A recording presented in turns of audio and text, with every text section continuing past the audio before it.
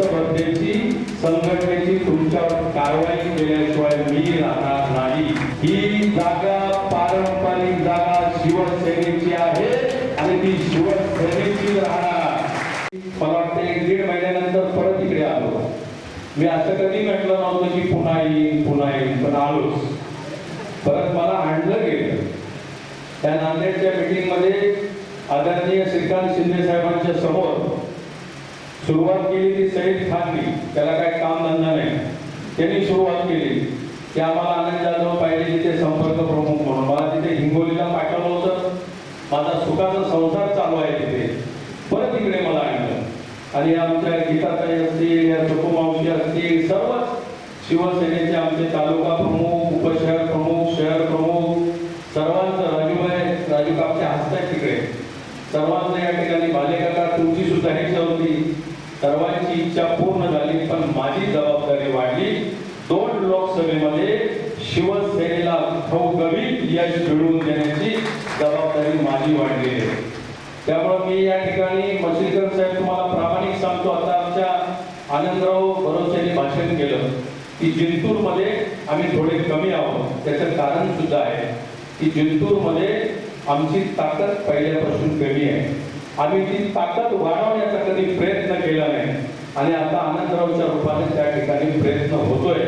तुम्हाला लवकरात लवकर ते काम करून घ्यायचं आहे आणि तुमचं परभणी शहरातलं परभणी विधानसभेचं काम चांगलं आहे। तुम्हाला सुद्धा आणि सईद खान यांना सुद्धा मी मनापासून शुभेच्छा देईन। विशाल तुम्हाला सुद्धा देईन की 100% दिलेल्याचं काम आपल्याकडून पूर्ण झालेलं आहे। आमच्या महिला आघाडी वगैरे सर्वांना मनापासून शुभेच्छा देतो आणि सईद खान आपल्याला मनापासून परत एकदा मी शुभेच्छा देतो की आपण पाथरीमध्ये शिवसेनेचा भगवा झेंडा हातात घेऊन, शिवसेनेचा मफलर गळ्यात घालून इथे पाथरी विधानसभेतले कार्यकर्ते बसले, ग्रामीणचे असतील, शहराचे असतील। या ठिकाणी एक मुस्लिम चेहरा नगराध्यक्ष म्हणून आसिफ खान यांना आपण निवडून दिलं। तर या ठिकाणी शिवसेना जात पात धर्म पंथ कधीही मानत नाही। बाळासाहेबांनी सुद्धा आम्हाला सांगितलंय, जो देशाचं रक्षण करतो तो महाराष्ट्राचं हित बघतो, तो मराठी माणसाचं हित बघतो, तो मुसलमान आमचा आहे, हे बाळासाहेबांनी सुद्धा सांगितलंय। पण महाराष्ट्रात राहून हिंदुस्थानात राहून पाकिस्तानचं गुण गाणारा तो आमचा मुसलमान कधीच होऊ शकत नाही, हे हिंदू हृदय सम्राट बाळासाहेब ठाकरे यांनी या ठिकाणी आपल्याला सांगितलंय। तेच वाक्य, तीच संस्था, तेच पक्ष घेऊन आदरणीय एकनाथराव शिंदे साहेब पुढे चालले। या परभणी जिल्हा परिषदेमध्ये या सर्व कार्यकर्त्यांनी, माझ्या 3 जिल्हा प्रमुखांनी, संजयभाई खूप मेहनत केली।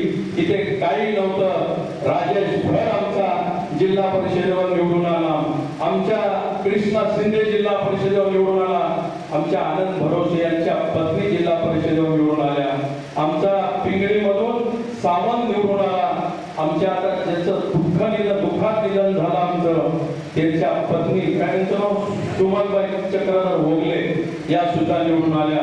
पंचायत समितीचे 9 सदस्य निवडून आले।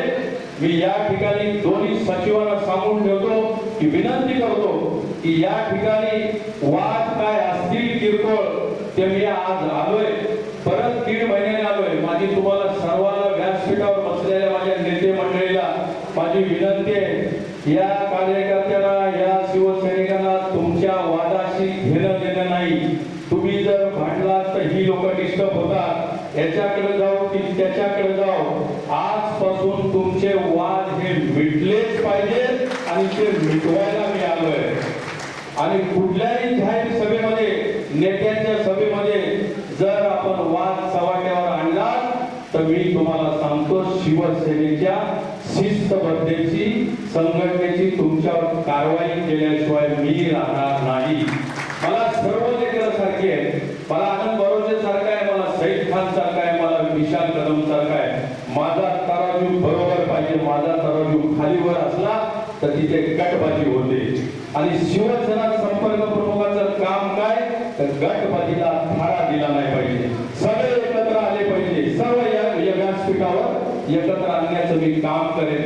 ओघा या ठिकाणी विधान परिषदेचा विषय निघाला, दोन तीन लोकांच्या भाषणात आणला, तुझ्या एक पुढील सूत्रसंचालन मध्ये बोलला, आनंदराव आपण पण बोलला, पण एक सांगतो या व्यासपीठावरून मी, एक बाळासाहेबांचा आणि शिंदे साहेबांचा शिवसैनिक म्हणून, ही जागा पारंपरिक जागा शिवसेनेची आहे आणि ती शिवसेनेची राहणार.